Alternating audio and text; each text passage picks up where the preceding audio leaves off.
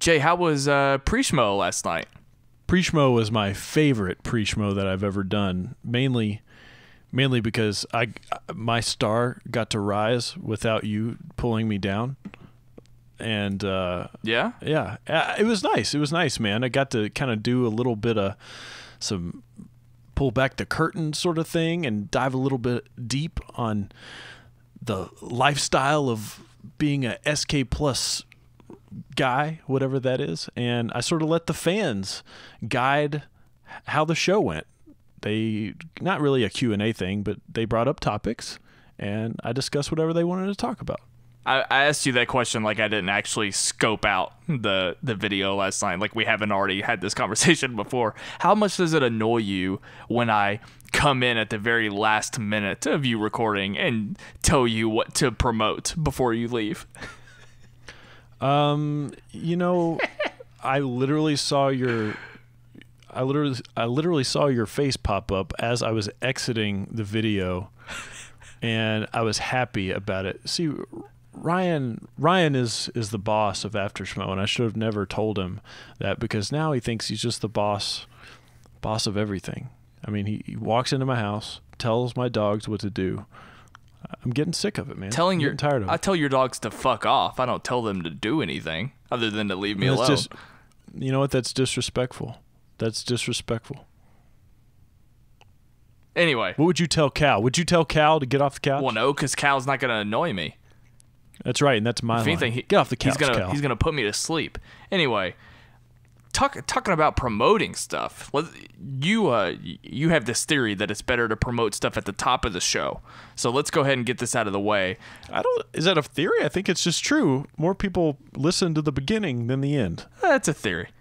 It's called marketing. It's a theory. I went to school for it 30 years ago. Let's talk about the fact that we're giving away an Alien Covenant poster. It says hide on it.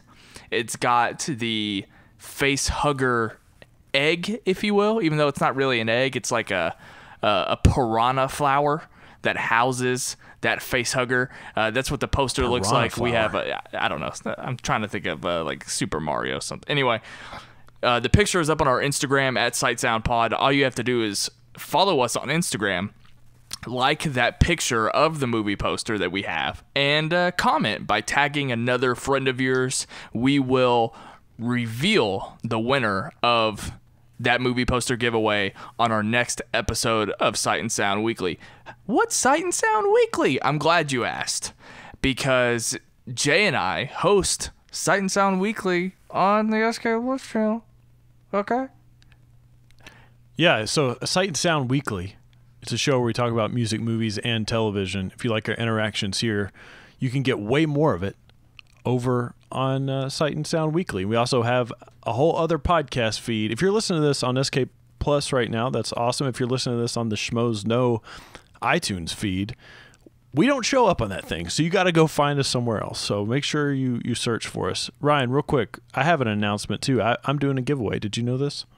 Yeah, I don't understand that because you were giving me all kinds of shit about doing too many giveaways last week, and now you just threw one out. I know. I regretted it as soon as it came out. It's all that money I say that we're making off of the shirts from sightsoundpod.com. We're selling glorious T-shirts that's going to make the show better. Well, this is $40 out of the coffer because I'm giving away two T-shirts on pre-Schmoe next week. So if you don't know what pre-Schmoe is, go to pre-Schmoe on the Schmoeville Facebook group. I do it 45 minutes before the live show starts, and all you've got to do is comment on that. And if you can't watch it live, it's a Facebook live video to clarify. That's it's not like a master post or anything. That's right. And if you can't watch it live, that's absolutely fine. You can watch it after the fact. You might have to scroll through and find it, but you can watch it after the fact. Comment on the video, and I will pick a winner on After Schmoe of that same week. And I'll pick one winner will get a Schmoes Know shirt, and another winner will get a Sight and Sound shirt. And all the people who have bought Sight and Sound shirts, thank you so much. They're taking pictures of themselves on mountaintops. Yeah. And Luke Jaggers is out in some park doing something, and we're posting it on our Instagram. I like that. It makes me happy. Right on. I got our leftover shirt in this week, and it's incredible. The design looks great, and the shirt looks great. So shout out to TeePublic. Yeah, that's all I got. We'll stop right there, and then we'll do the thing, and yeah.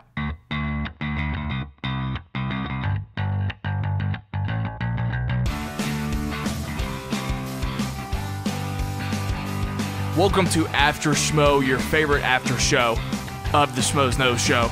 My name's Ryan Snelling. And my name's Jaye Williams, and I'm just going to get right into it. That might have been the worst closing transition I've ever done, by the way. How I just finished the first segment. I agree. Like, awful. I always like to sort of see how everybody is podcasting these days. You know, take some notes, take some inspiration. That is not one that I think Brett Sheridan would want to listen to for when he's getting excited about his a Sheridan Universe. That's the new podcast that he's going to start, a Sheridan Universe. I'm glad you brought up the word inspiration, because we're going to open the show. Like, I don't know if we've officially said, but After Schmoe is about not only the Schmoes Know live show, but at the beginning we talk about SK Plus. We talk about the content that's on SK Plus, where originally the Schmoeville podcast and the Schmoeville After Show, they sort of opened talking about Collider and then getting into the Schmoes Know Show. But After Schmoe is more about opening with all of the other shows on the SK Plus family, like Sight and Sound, like Outlaw Nation, like Don't Be Your Beardo. But this week, I want to talk about... Wait, I said Don't Be Your Beardo. That's what I want to talk about. Well, you should have replaced that with Harloff podcast, which made its glorious return. Which is funny, because that's...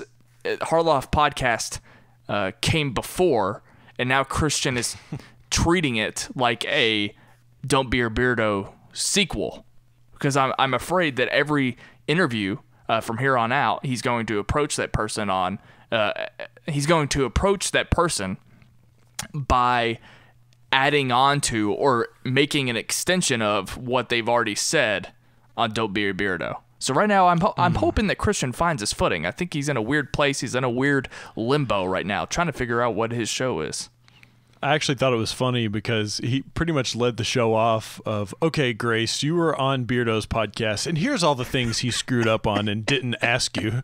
So tell me about all the guys in your life. It's just like, okay, all right, man. It was sort of I'm weird. Excited. I'm excited about Harloff podcast, whatever it ends up becoming. It was sort of a weird podcastception, though, because Kristian was the guest on Don't Be a Beardo, and I'll tell you what. That 2 hours flew by. I thought it was fantastic. And for those of you who don't know, I'm actually a big fan of... Well, I'm a big fan of Beardo, absolutely. He interviews people way better than I can. But I'm a big fan of Kristian Harloff, if you guys didn't know. I sort of proclaimed him as my indirect mentor, whether he likes it or not. And yeah, so I'm very intrigued I was very intrigued to listen to this episode, and I loved it. I thought it was great. I'm shocked. So I didn't know if I was going to walk away from this interview discovering anything I couldn't have already observed about Kristian. Like, we heard a lot about 2006 Harloff. We've been there, done that. I've heard him talk about grasping at straws and some times at the Comedy Store or whatever it was with Mitzi. Anyway, the thing that I took away from that show that I didn't realize, that blew my mind, it blew my mind so much that I had to write it down in my notes in my phone. Kristian Harloff was in a fraternity. Oh, I knew that. I knew that already. I knew that from one of Roka's podcasts. I think he talked about it on Knapsack Files. Well, good for you, Jay. Listen. Yeah, see, I'm doing my extra work here. I like the podcast. I enjoyed the podcast. I agree with you. It was illuminating, a very illuminating experience. Let me just give you two quick things. Actually, three quick things from it that I took away. Validation of Brett's nickname, the Schmoe Stopper. Yeah. I'm glad that Daddy likes it. It took me all of one episode to come up with that, and I appreciate it. if I hope to get royalties from the TeePublic shirts once they're released. I'll probably end up doing the design, let's be honest.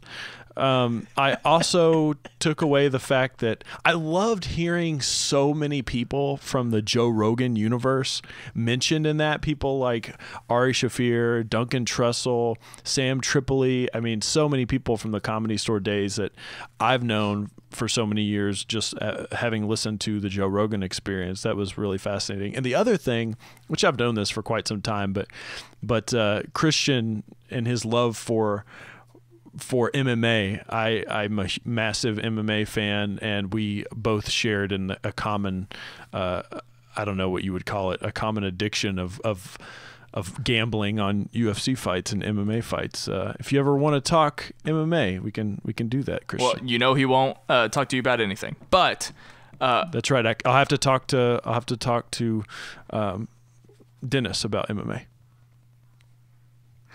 Another huge takeaway, I did not realize that Kristian came up with the movie Trivia Schmoedown.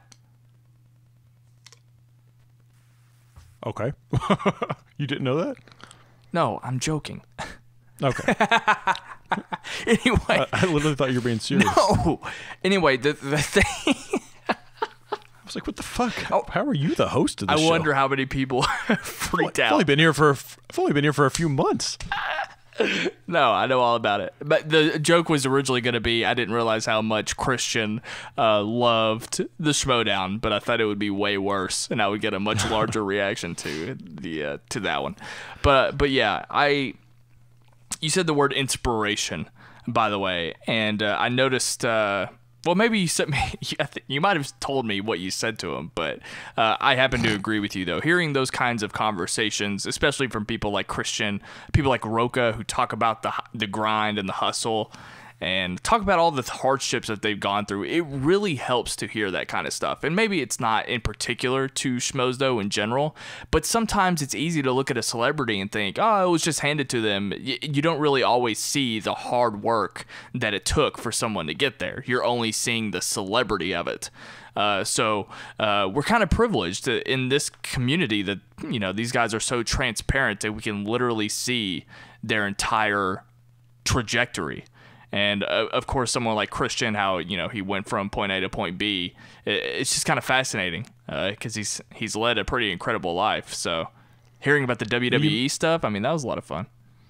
You made a comment about leading the show off with SK Plus stuff, and I talked about this a little bit on pre-Schmoe, but man, I think we're moving in a direction to where that's probably going to have to be stuff that we do incorporate onto the show, because SK Plus is becoming such, and I'm not just saying that because we have 2 shows on the channel, but legitimately it's becoming another side of this whole universe that you almost, I'm not going to say you have to pay attention to it, but it's highly advised that you pay attention to it so that you're a part of all of the jokes. I mean, I'm sure for people who don't listen to After Schmoe, when they hear people do an entire segment about Ryan from After Schmoe and some sight and sound show that Mark is going to be on, that they might not have any clue what the hell they're talking about. But all of this stuff that goes on this podcast channel is an extension of their vision. And Kristian talked about that, how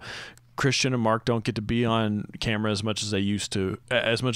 So they're kind of having to pass the baton on to everybody else to help grow all of this. And I think as fans, we sort of need to encourage each other who might not be privy to all of this additional content, that it exists and that it's just as good as everything else. Maybe I need to put an asterisk beside what I said because I don't want to set an expectation. I came back to do After Schmoe so that it was, you know, centered around my schedule, and that primarily being the fact that I only have to pay attention to the live show, right? And that's the main focus of this show. So we basically will get around to, in After Schmoe, we're going to get around to basically whatever we saw in the SK podcast community. So, like, I didn't listen to Outlaw Nation yet. I haven't listened to Wanger Show, so I'm not entirely caught up. So we're not going to... Did you listen to Sight and Sound Weekly? Yes. I also performed in Sight and Sound Weekly. Oh, yeah, that's right. So anyway, I do. This is the last thing I'll say about Sight and Sound. I'm just gonna be transparent about it. The thing about Sight and Sound is because it's like, again, it's our brother show. We happen to be the hosts of it, but it's a brother show on the SK Podcast family. So I'm hoping that people actually give it a chance. At least just give it a chance, because I think that we put out great content. I'm very confident in our abilities to produce a great show. So I'm hoping that people are giving that a chance on the SK YouTube channel, not the Schmoes Know podcast feed, the YouTube channel, because we have our own stuff. We have our own podcast feed. We have our own YouTube channel, but they do host weekly on YouTube. So I'm hoping that everybody checks that out, because it's a brother show, just like everything else is. So. Yeah, and to be completely clear about it, we were invited by Kristian and by Mark to be on the channel. So they, well, at least I hope they have our stamp of approval. And we do offer something completely different. I know, and we know that you guys watch Collider and you guys watch Movie Talk probably every day, and that's fantastic. We're sort of an alternative to that. In addition to that, they put together a great show every single day. It's concise. It's really, really tight. We sort of go off in the distance. We have long form discussions about things. So if you hear a story about Venom or Star Wars or Spider-Man or whatever, and you want to get more in depth, that's a place to go. Anyway, are you ready to get into the live show discussion? This week is episode, I don't know what episode it is. Go ahead. I always forget to erase my notes. So it's like right now my notes say live show 283, but I never erase the very top line. So it's very likely that was last week. Can I give you a tip just from designing them? Whatever our episode is, so we're episode 15. Yeah. You take 28 minus the one minus 1 above, and it's 4, so it's 284. Okay, that's great. Originally, what's fascinating is that originally this was set up as Pirates of the Caribbean. Is it all right? Hold on. Stop. How do you tell me that title? Like, Jay, what's that new movie with Johnny Depp coming out? Isn't he supposed to be the Invisible Man? No, it comes out this weekend. What's that Johnny Depp movie with the ships and the franchise? Pirates of the Caribbean. Caribbean. I was gonna say, I don't think it's Caribbean. It depends. It's Caribbean, in it. If we're going to B-dubs and we're getting the sauce, it's Caribbean jerk. It's not Caribbean jerk. So you're saying that you pronounce that word two different ways depending on the context. That's what you just proved. Don't make me get Brian Davids on the phone for this. Originally, it was set up as a. Also, no one has pointed out, and I'm ashamed of them over at Collider Movie Talk. No one has pointed out the fact that this new Pirates movie is called Dead Men Tell No Tales, when the second movie was called Dead Man's Chest. Does that not bother anybody else?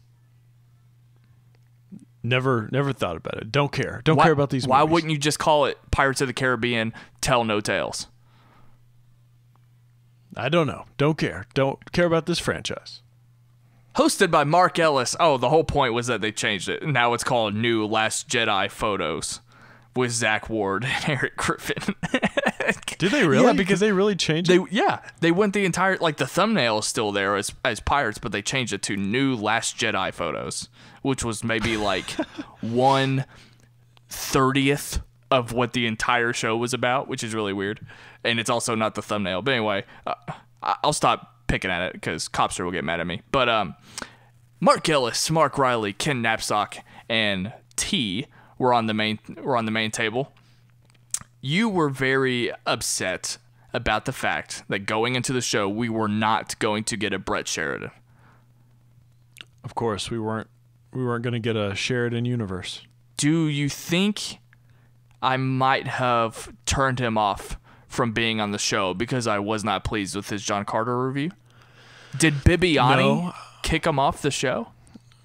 No, it's clearly just because of the rotation. I think there's a rotation now of people who are going to be on it. I think maybe Makuga was supposed to be on it, and he was avoiding the natural rotation because he hasn't been on in a couple weeks, Josh Makuga. And I think he was trying to avoid the awkward interactions. It's either that or he's getting a little bit big-headed because, we love Brett here and we're building him up, and I think he might be getting a little cocky. So he's like, I'm good. I'm going to take off tonight. You know what? I just realized that Brett Sheridan might be appearing on this podcast next week.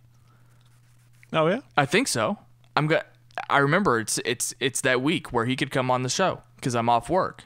Anyway, we'll talk about that. I'll text that out or tweet it out to somebody. But yeah, Ace and RB3 were on the couch to start off with.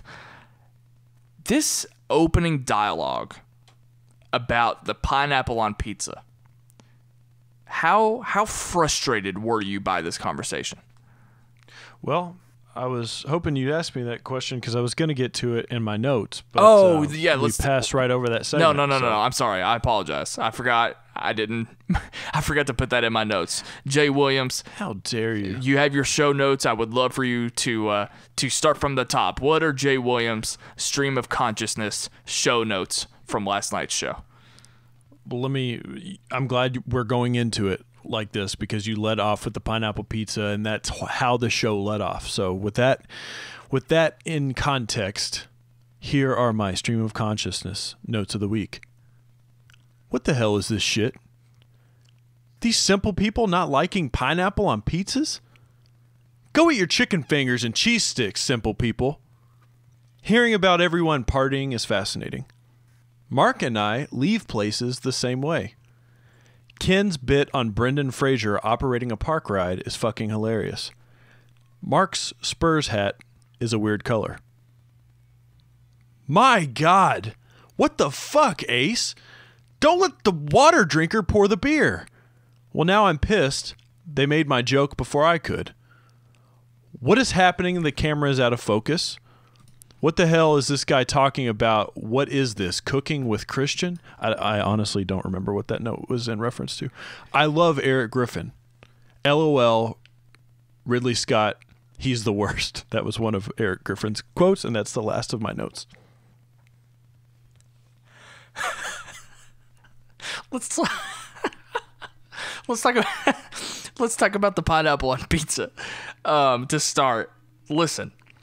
I was so pissed. The Schmoes Know Show should be ashamed of themselves. I was getting to that because the majority of that cast of characters over there should be ashamed of themselves because not only Cobster, have you never had pineapple upside down cake? You're baking a pineapple into a dessert, and the pineapple juices get soaked up into a delicious cake, okay? So don't say you can't mix hot and cold. Have you ever put hot fudge on ice cream?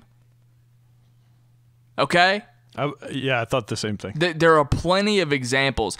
Mark Riley, thank you for bringing up the fact that you can grill pineapple. You can grill a watermelon, okay? What about pie a la mode?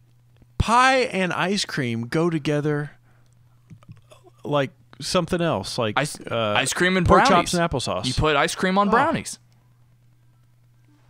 Look, this thing, I've never been more pissed off in my life.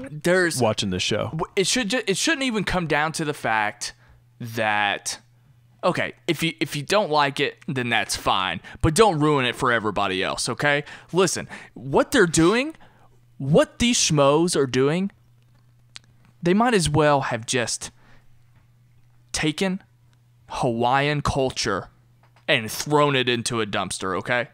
How are you going to take away the Hawaiian pizza from the Hawaiians? They should be ashamed of themselves.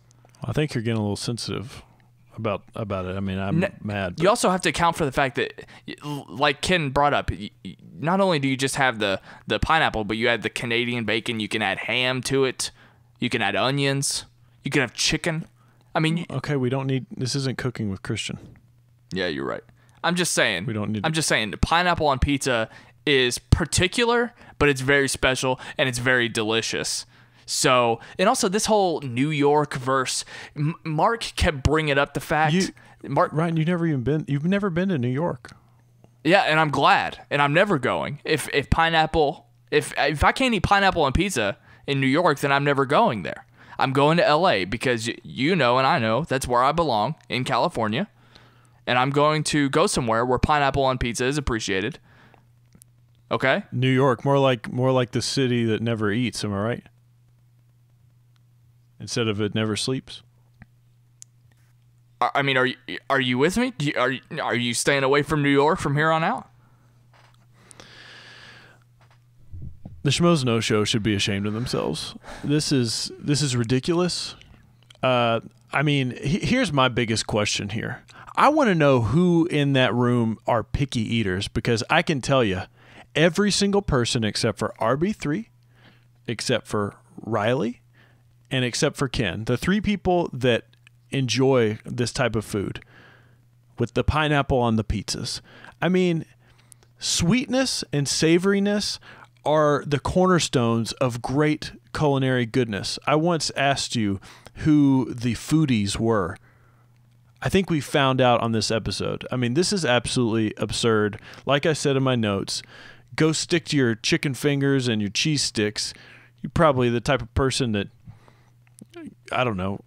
does simple things in their life. Okay, very good. But don't picky eaters piss you off. I can't stand picky eaters. They drive me nuts.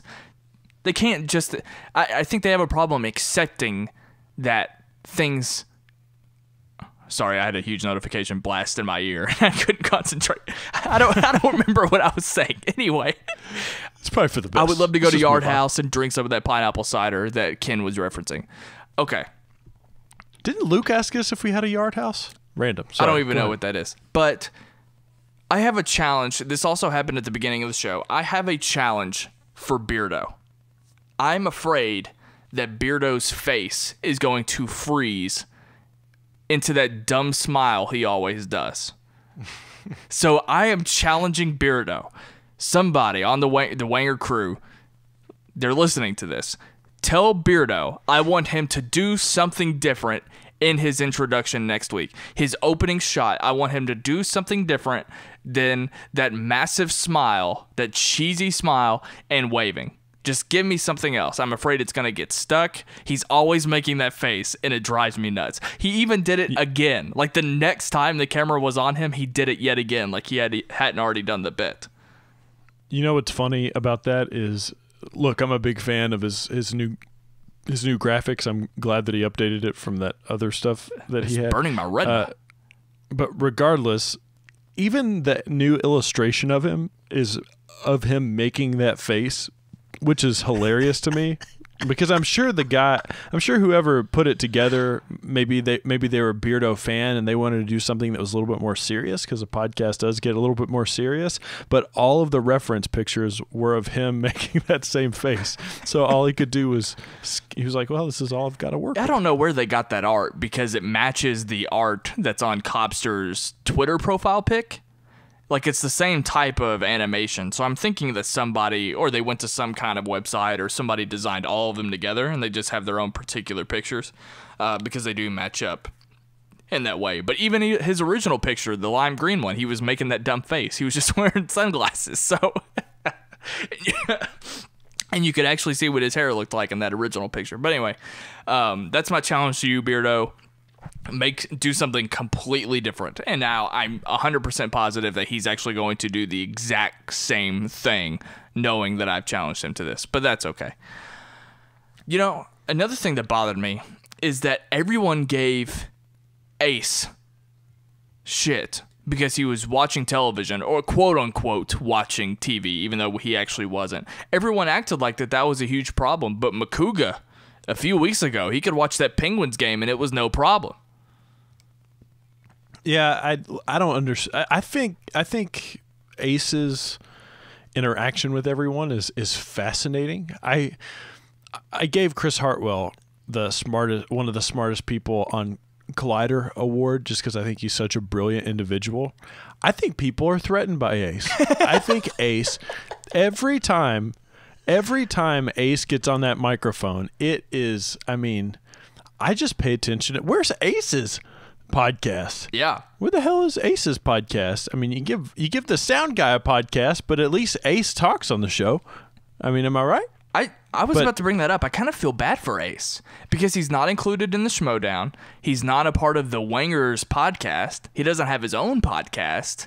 I know he has another full-time job, but he is the most of all of the people that work at the show, the people that have been around for a few years, the tight-knit group.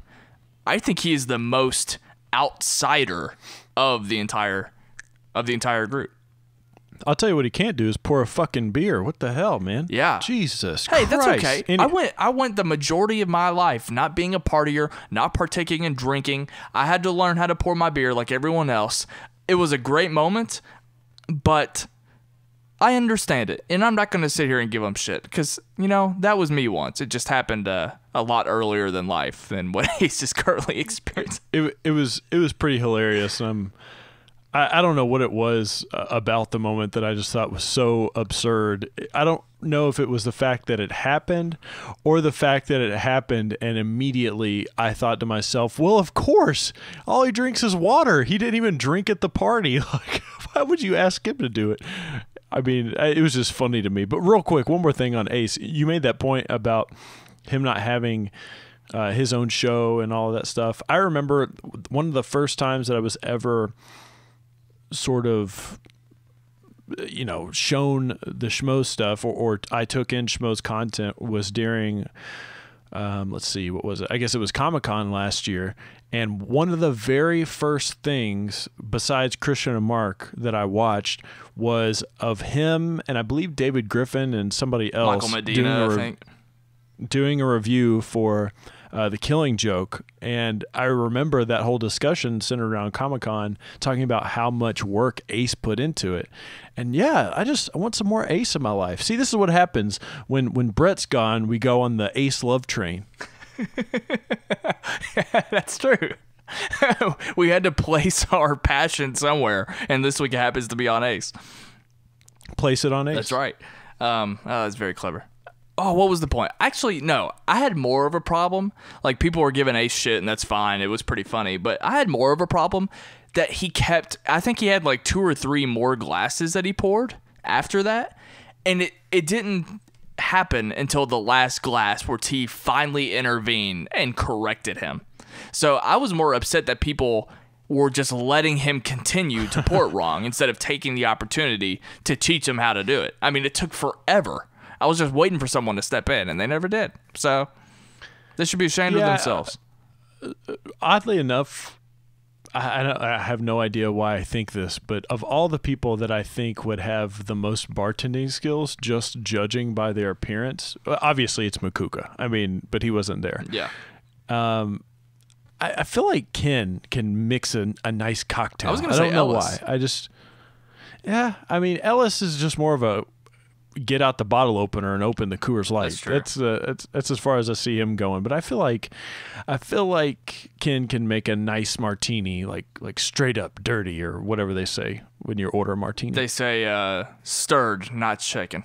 Okay, that's okay. We get it. You've seen a James Bond film. You haven't. R.I.P. Roger Moore. Happy birthday, Mark Riley. Belated.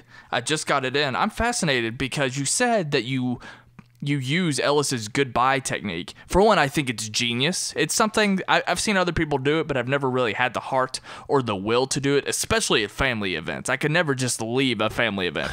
But I'm curious because I don't know if I've ever actually seen you do that, Jay.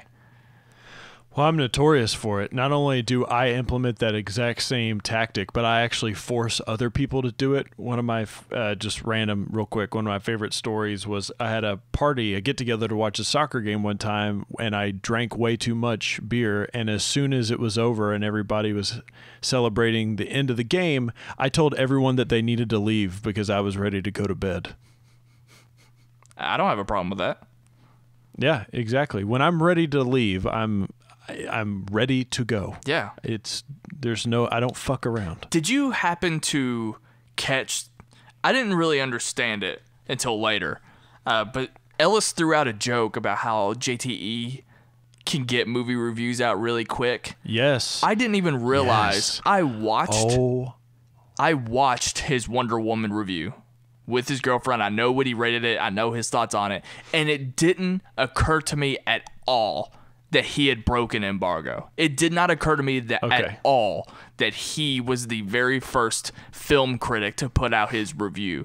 So Ellis made that joke, and they all laughed at it, and I didn't really pick up on it until much later. And once that idea came to fruition in my head, it was the biggest light bulb turning on, and I swear I laughed to myself for like 5 minutes just on that idea. That's hilarious because I was oddly enough privy to this information and this joke. So you and I, for whatever strange reason, we share a YouTube. You treat the Sight and Sound YouTube channel as if it's your own. We've talked about this before. It's odd to me. I don't know why. I just think it's odd. Yeah, get over that. But I go on your YouTube channel and see everything that you, and I guess I've subscribed to a few things myself, but I remember getting up one morning and seeing his Wonder Woman trailer, and no offense to JTE. His review, I'm sorry. No offense to JTE, but I saw his and I thought to myself, oh, the Wonder Woman reviews are up. I'm going to go find other people's review. And I couldn't find Schmoes. I couldn't find Chris Stuckman. I couldn't find Jeremy Johns. So I said, well, it's odd that JTE got the first one up. And then I thought to myself, was he supposed to put this up? So I watched my first JTE movie review this week. Apparently I wasn't supposed to. I feel like we're just going like piece by piece by piece here. So I'd like to kind of expand it a little bit and talk about the episode in general. Because again, we talked about the fact that we originally, or at least I originally went into it thinking that we were going to get a Pirates of the Caribbean. Why did I change it? I've never said it that way. Pirates of the Caribbean preview. And I think I've said it before on here. I don't care to ever see any kind of movie preview because that's what I think an exhausted conversation. And Ellis even made the point that, or Kristian even made the point, I think, on the Beardo podcast, is that they're also very aware that throughout the week, they are the ones, whether it be Kristian or Ellis, they're very aware that they spend all week talking about and previewing the latest up-and-coming movies. So there is an opportunity to go to Ace. There is an opportunity to go to Makuga on the live show, and I totally get that. But at that point, me personally, I'm somewhat exhausted, so I didn't care or not, especially because it's not a film that I particularly care to see.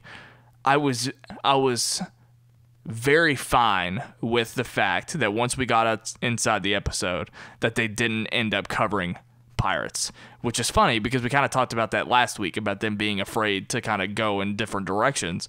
I can only imagine what the YouTube chat looked like. I did not pay attention to it, but I guarantee there were so many fuckboys that were so mad that they never got the Pirates. I just found that fascinating. But give me more of a general, your general thoughts on the show and how it was handled.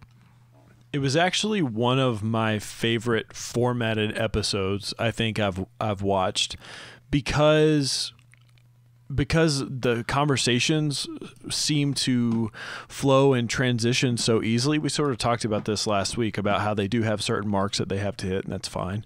But the conversations just flowed very seamlessly as if they would if it was just a bunch of people hanging out, like how it started with the pineapple pizza, easily transitioned into Riley's birthday party and all of the shenanigans with that. And they just sort of let the conversation just evolve over time. Now, and I enjoy that. I really, really enjoyed that. Did I care about every little single thing they were talking about more than I did some other things? Maybe, maybe not. I'll let the crowd decide. That's fine. But it just well, this is the platform to discuss that, Jay. You're on the After Schmoe show. That's true.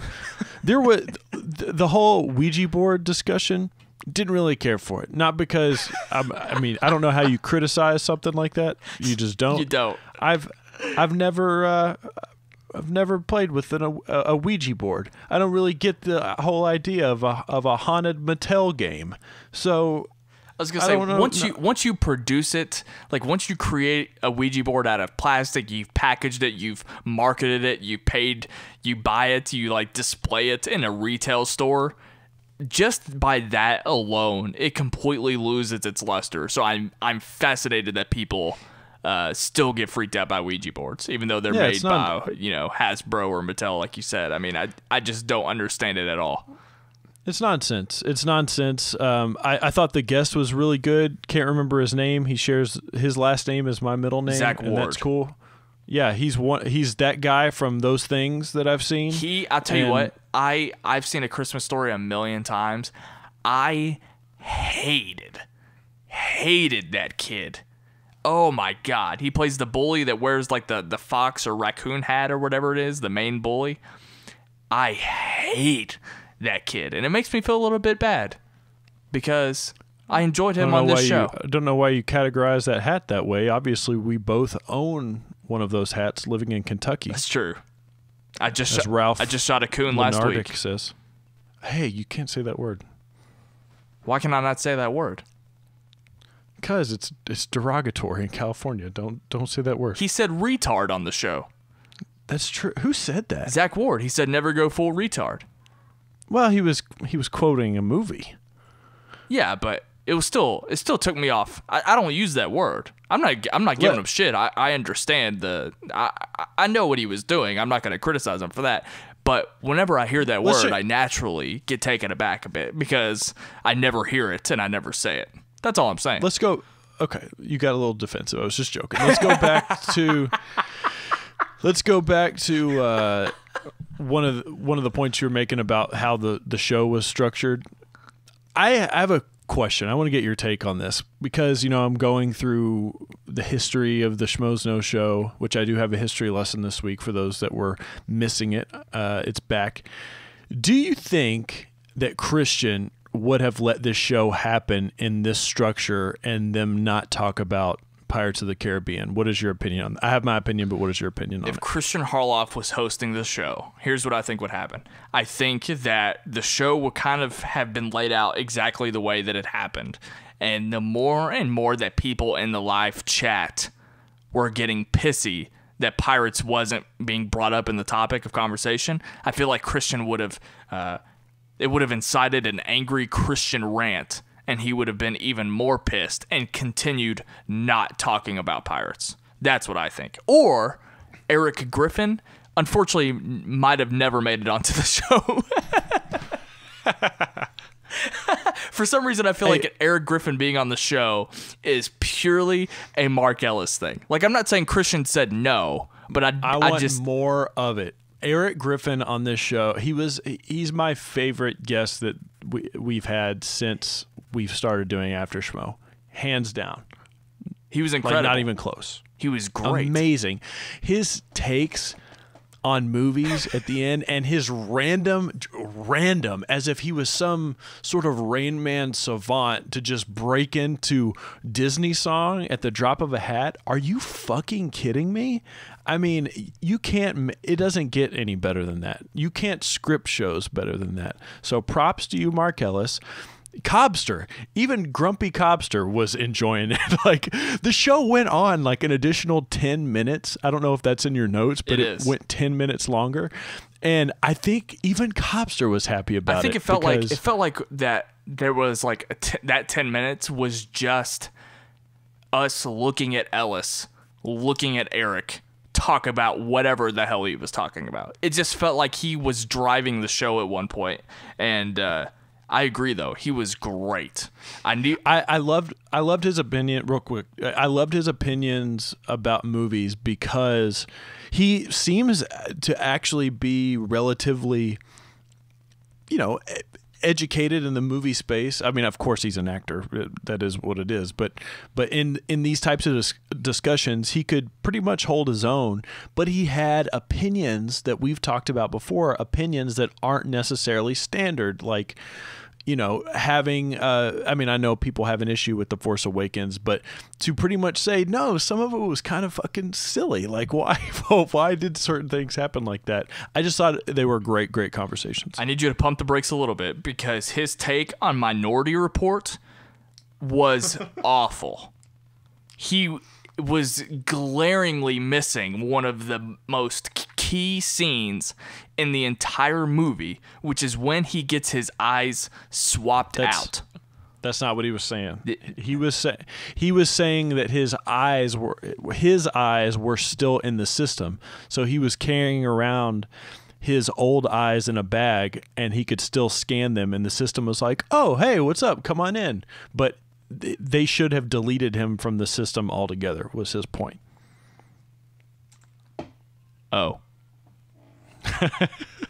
You thought that was foolproof, didn't I have you? been waiting to rant on that all day, but you're absolutely right, and I can't continue further. That's why they brought me on this show. That's true. But the best thing about having Eric Griffin on, yes, he was very funny, but I have a huge passion for stand-up comedy, and I could listen to comedians talking about comedy all day. That's why I love Seinfeld. That's why I love watching something like Comedians in Cars. I really, really love some of my favorite guests that have been on have been comedians. Because I get to hear that, and I just love it. I'm fascinated by it. I continue to be fascinated about it. So yeah, that was another plus for me. We're kind of jumping around a little bit. One thing I really wanted to get to, one, because it benefits me, and it's yet another plug, but Ellis, I was shocked. I'm, for one, thankful that Ellis plugged Sight and Sound. Shocked to discover that we sort of incited some of the conversation on the Schmoes Know live show, and not like in a theatrics way, not in a way that like it's me creating drama with Makuga or whatever. It wasn't like that. He genuinely used my podcast idea to fuel conversation for the show, and he went on a little bit too long. Okay, it's a little bit too much. I have notes. I have notes for Ellis, and I have notes for you. You have notes for me. I do. Well, we'll get to that in a minute. I made a joke on Twitter, and in the master post, if Ellis continues this segment any longer, I'm going to be totally out of guests for my planned show that's coming up, because we're going to know all the answers. And I'm a little disappointed he didn't put in the work before the show. Okay? That's true. Okay. Is this a new voice? Is this something you said to yourself? I'm going to do this new voice on After Schmoe tonight. I don't know. It's late. It's like 12:30. We need to be wrapping up soon. So my notes for Ellis. Yes, it's funny because I feel like Brett and Kristian giving us notes. It dragged on a little long. I would have liked to tighten it up. No, I was worried as an executive producer on whatever this show is as well. I was sweating because when he asked Ken, I was like, well, there goes the Ken episode. There goes the Wingers episode that we had planned. But no, my note for you, and I thought about this on air, I was like, man, this is going to be the first, and actually it was a fan that brought this up. I was like, okay, yeah, Mark's going to be the first episode. That's a big guest to have, but it's also the first episode. Mark could be like the season finale, and yeah, I'm a little nervous. What if it goes tits up? Tits up. Yeah, that's a British term. Graham Butler, I need you to confirm that in the comments. Do it, Graham. You know what I'm talking about, I guess. Anyways, a fan was like, well, if it's going to be a little while and you've got to get things worked out, why don't you just have Jay on the show? And I said, you know what? That's a great point. On what show? Where's my invite to the movie show? Why don't you want to know my bucket list? I've seen your movie collection, and it is garbage. You have no idea what I would pick. Your iTunes movie collection right now, as it stands, is The Bling Ring, Trance, and X-Men Days of Future Past. So that's my movie collection. That doesn't have to do with anything of what I would put on my bucket list. You boob. I don't have The Departed in my iTunes collection. You know who would? But I would totally put it on there. You know who would be a great guest for that show, though, is Copster, because Copster was excited. He was into it, and I am genuinely, I'm so serious. I would love to hear his take on Hot Rod, because Hot Rod is incredible. Trash. No, it is not. Hot Rod is incredible, and I'm also thrilled to death that he included it in the game. I'm genuinely serious about that. I've seen Hot Rod a million times. It's a staple for my friends group, and I love you, Cobster. You know how we play this game with each other all the time, where we constantly talk about what it would be like to be on Don't Be a Beardo? Anyways, I want to make it a thing to where the Wanger's like, well, man, I'd really like to be on that podcast sometime, and then we just shun them. We never invite them on, ever. Take that, jackasses. Last week I realized I threw out the idea to Schmoeville that I wanted to compete against Brett Sheridan in the fan movie trivia Schmoedown. I got literally 0 reaction and 0 response from that. So now I know that I can just say or request anything that I want, and no one's going to take it serious. But I was just about to say that I would love to be on Don't Be a Beardo. I think it would be great for our for our brand. I think people would get to know us better if we were on some kind of platform. And we both know... This is sad. This is cringy. Why is it cringy? Because he's like, Beardo, please ask us to be on your podcast. No, that's not true. I did. No one. I did this exact same thing on pre-Schmoe last night. No one's going to listen to this, and no one's going to react to it, so I can say whatever I want. I'm out of notes. I think my last note. Cue Chris Woodburn commenting about this exact moment 10 times. That's true. I'm out of notes. My only notes that are left are Ken was so excited about unlawful entry and the quote, East Coast fuckheads. No, Eric Griffin was full of great, just like little one-liners, like that one-liner where he was just like, what did he say? He said something, hang on, I've got it in my notes. He was talking about, what's his name that did Alien? Ridley Scott. He goes, Ridley Scott, he's the worst. it just made me laugh so hard. And his entire, okay, let's talk about something for a second. His entire spiel about Logan having blood on his claws for the first time made him realize like he was finally not watching a white person's movie was hilarious. And his whole thing about Saving Private Ryan being like a movie, one of the first war movies not for white people, was hilarious. And he made a good point. Obviously it was like a bit in the way it was wrapped up, but he's such a smart comedian. It had some great social commentary in there as well. But to hear RB3 laughing about it in the background was great, because you could kind of see like everybody else in the studio, or at least I thought everybody else in the studio was like, oh, where's this going? I have no idea where this is going. And just the apprehension was great. I just loved it. I loved that moment. It made me so happy. I actually genuinely love like white people jokes. Like of course. I love hearing someone's stances, like someone genuinely ripping on white people. I find it hilarious. I love it. Well, especially when it's smart, especially when it's smart humor and it has some, it's got wheels within wheels, so to speak, and that joke was great with that. Speaking of just random, I meant to make this point earlier, and I forgot about it. Have you ever heard? I was reminded about this on Christian's Don't Be a Beardo. Have you ever heard Kristian bring up a comedian by the name of Sebastian? Yeah.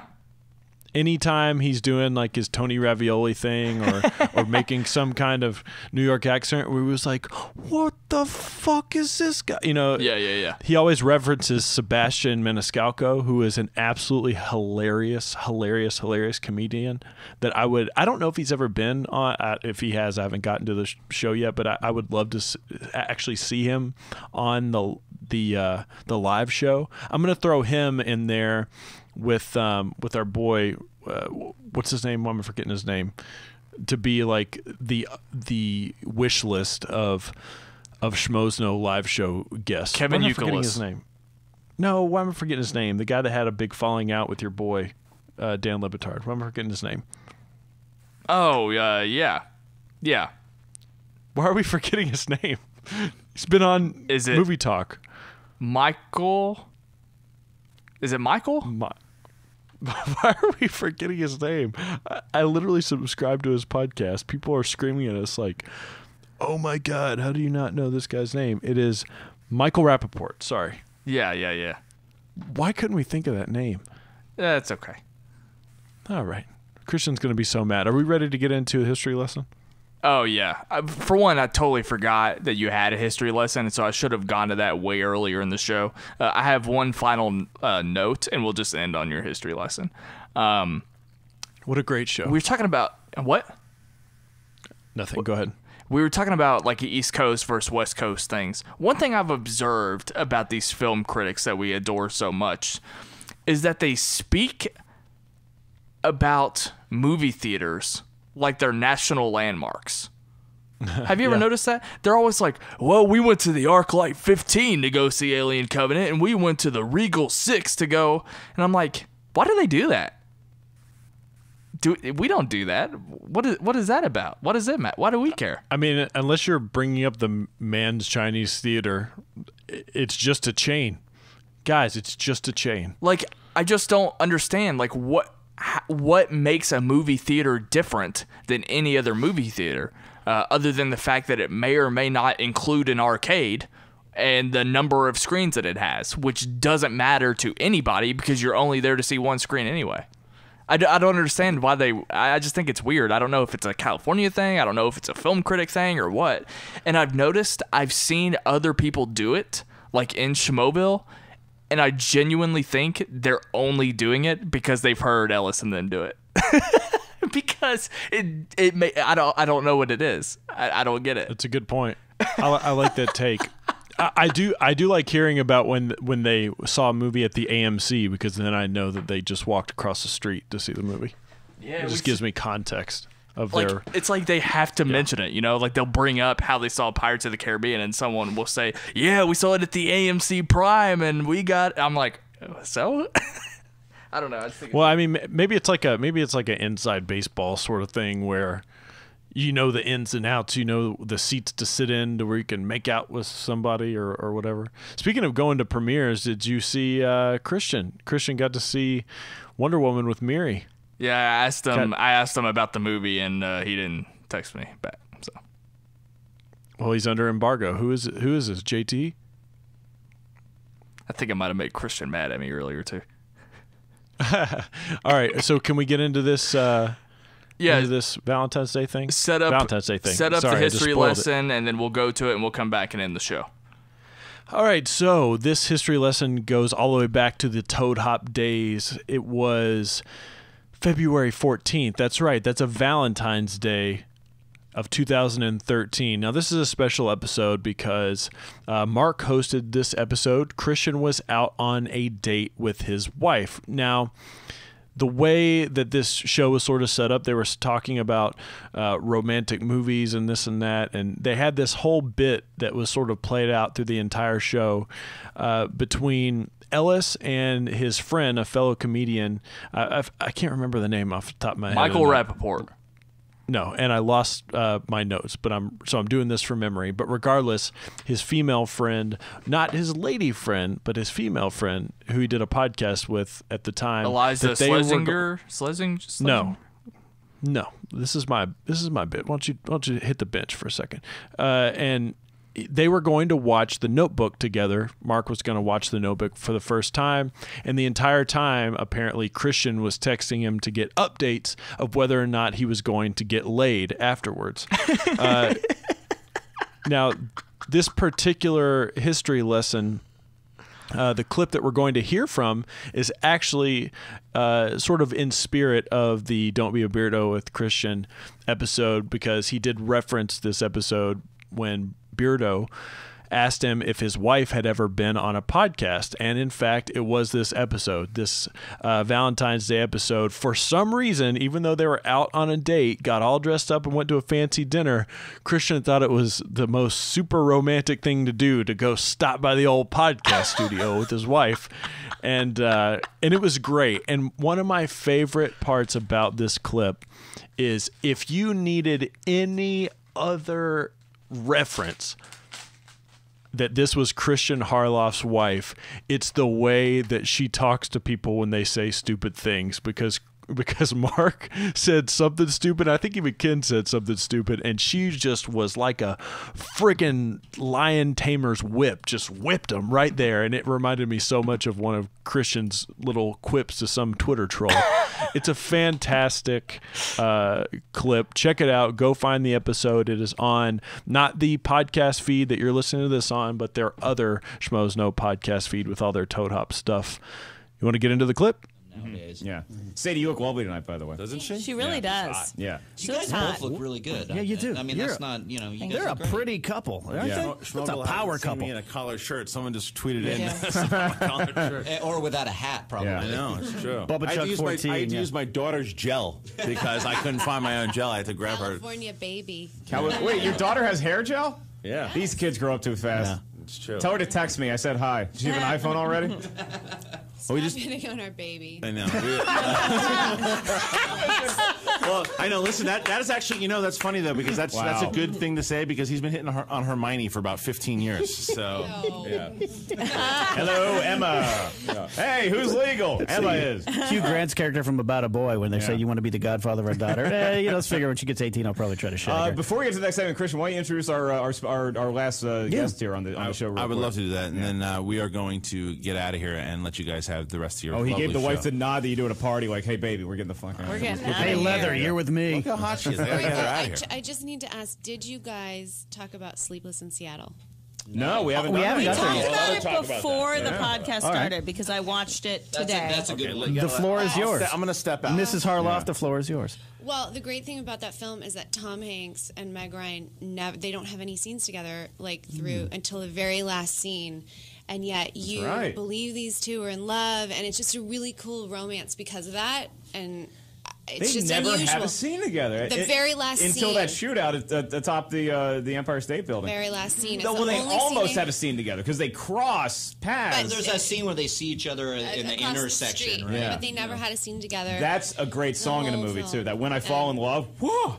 Whoa, I don't even that'll remember get. That's the same song, noise I made at the end of the Notebook. That was the noise. Yeah, that'll But get I you. love that movie. It was so great. It just worked. Kristian, get this woman home. Before I do that, I want to. Great work as always, Jay. Unfortunately, I couldn't hear the clip, and I won't until I'm in post-production. But anyway, Jay, I feel like all we did today was plug Sight and Sound and talk about a Ouija board and pineapple on pizza.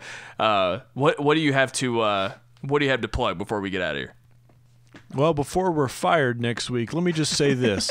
I let Ryan Snelling lead the conversation. So, Kristian, even though you were mad at me a couple weeks ago, I still got your back. I'm always available.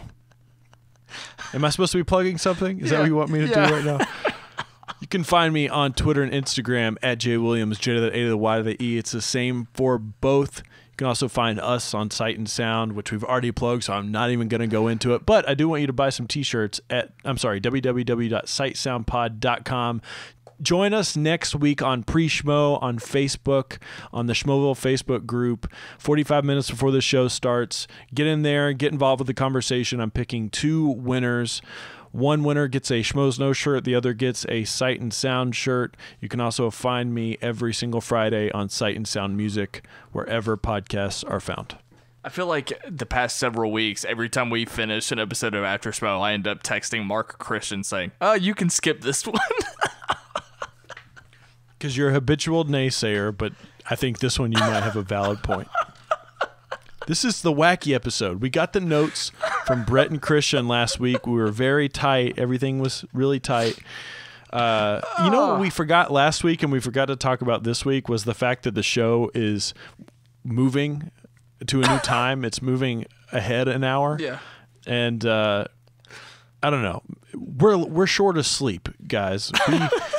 The Schmoes Know live show ends at midnight. It is now almost 1 o'clock on a Thursday. I've got to get up early in the morning to work. It's a little bit wacky. Things go crazy. Subscribe to the Sight and Sound YouTube channel. You can follow me on Twitter at WhatUpSnell and on Instagram at WhatUpSnell. And make sure you follow Sight and Sound on Instagram at SightSoundPod. Enter for the Alien Covenant movie poster giveaway. That winner will be announced on Sight and Sound Weekly, which debuts on our podcast feed on Mondays, but also SK Plus on Wednesday. So we'll count Wednesday, the next Wednesday, as our final day. That's all I got. Thank you so much. I have one more thing. I've got one more thing. Oh, my God. Kristian, before you fire us, let me just remind you that you let a cat smack a director of a famous documentary in the face on your show. You also let a man that wears a beard mask frequently invade your show. Things can get wacky sometimes. It's okay. That sounded Please like don't fire us. blackmail to me. Was that blackmail?